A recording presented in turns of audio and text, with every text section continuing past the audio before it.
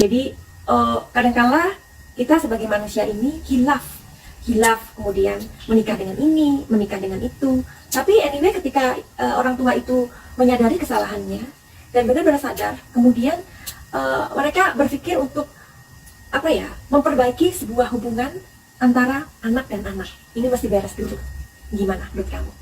Itu kan sesuatu yang ini sesuatu perbaikan menurut aku, meskipun di antara mereka itu ada masalah ya, dan ini pun terjadi kepada anak-anak dari dua belah pihak tersebut ya. Dan kemudian di sini kartu yang aku mau baca di sini energinya keluar ini. Apa ini artinya? Berarti benar kan?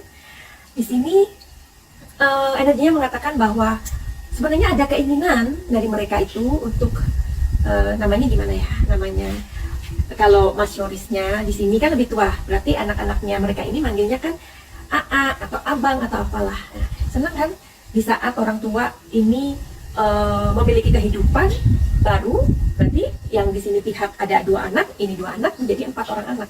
Berarti kan kalau mereka akrab hubungannya, mereka bisa manggil AA atau abang atau apa seperti itu, ya kan? Nah, berarti kan ini akan menjadi keluarga yang besar, ya. Jadi paham ya sampai di situ.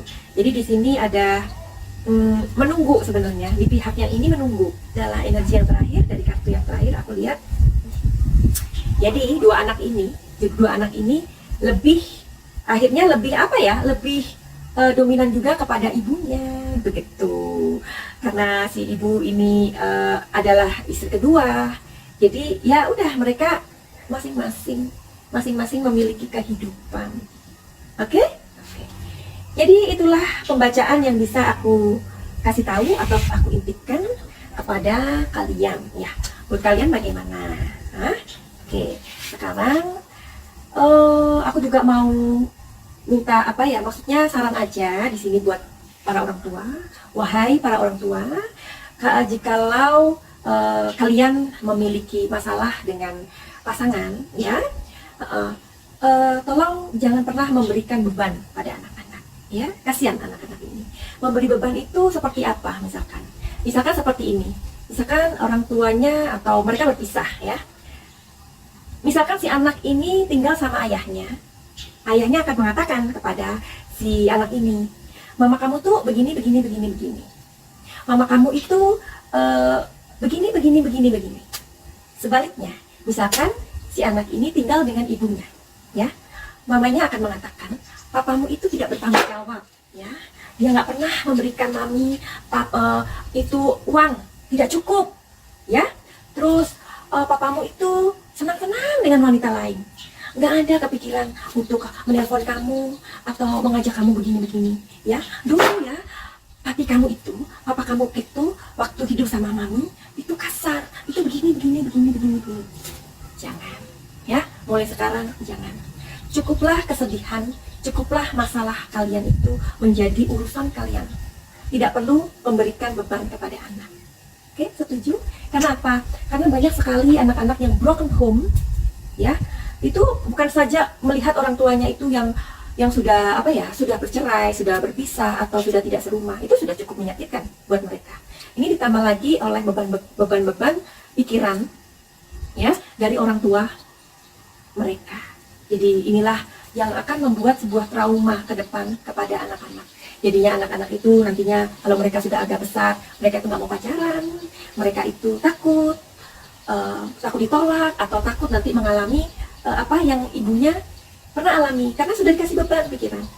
Anaknya juga yang cowok, misalkan yang cowok sama papanya ya kan, dia akan berpikir nanti karena dikasih beban sama papanya, dikasih tahu bahwa mamamu tuh begini. Mamamu itu begini, ya kan?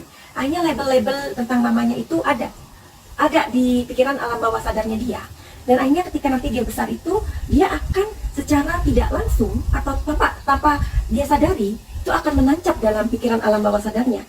Aku nanti nggak mau punya pacar atau punya istri seperti mamaku. Nah, seperti itu ya. Nah, jadi buat kamu yang korban dari orang tua yang broken home, ya. Mungkin kalian dulu dibedakan, mungkin kalian dulu sering dibully, ya. Ayo, datang cari pertolongan. Caranya adalah kamu temuin psikolog, ya. Jadi manfaatkan fasilitas tersebut. ya.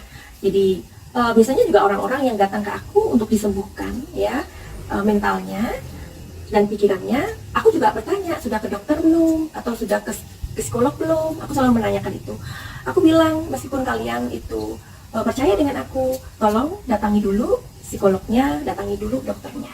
Kalau memang kemudian kepengen lebih pengen apa ya, menggali masalah ini, atau pengen istilahnya pengen punya teman curhat, ayo datang ke aku sembuhkan kalian ya.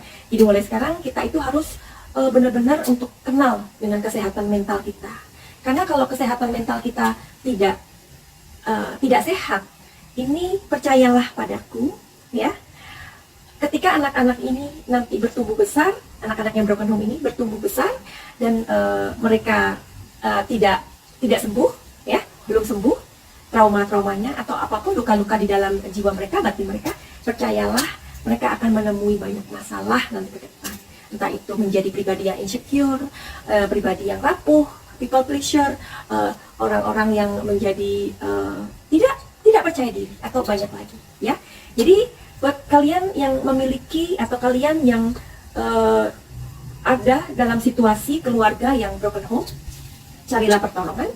Mulai sekarang nabung ya, karena ketika kalian nanti datang ke psikolog itu nggak ada yang gratis ya, atau mungkin datang ke aku ya, karena segala sesuatu itu memang nggak ada yang gratis. Loh kenapa harus bayar ya? Kenapa ya? Karena hidup adalah tanggung jawab pribadi, seperti itu. Oke, hanya begitu aja. Buat kamu yang pengen terhubung dengan aku, silahkan melihat di deskripsi, karena di situ ada alamat email aku, ada telepon aku, dan ada IG aku.